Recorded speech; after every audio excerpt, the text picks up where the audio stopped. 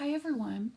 Today is March 23rd, 2020, and today I want to talk with you about my sections and the size of my dreads.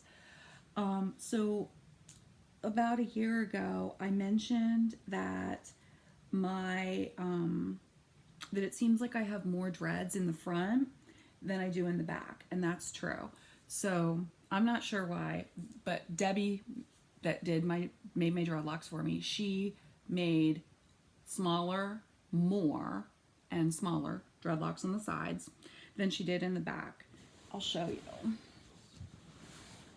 I don't know what you can see back there, but I went and took some of mine, and at the root I separated them and pulled them apart. It hurt so bad, but I did that with a few here in the back, and they're ones that you will see they have longer ends.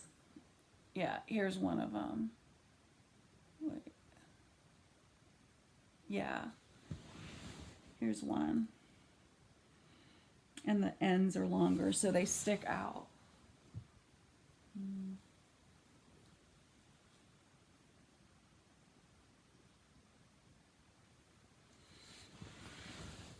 I don't plan on taking any more apart and dividing them into smaller ones, because I have a feeling that it was also partly to do with the parting. Like there was a line straight down, like kind of down the back, where you could see my scalp. So I think it was the way she sectioned it too.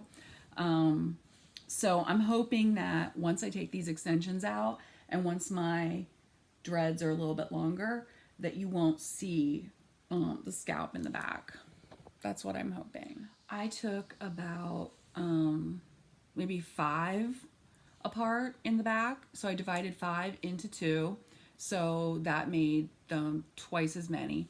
But I still think that I have 50 dreadlocks, because I also combined the ones at the very bottom in the back, which still are coming out like this one right here. I combined it in the bottom. Like there's 2 here that I combined into one.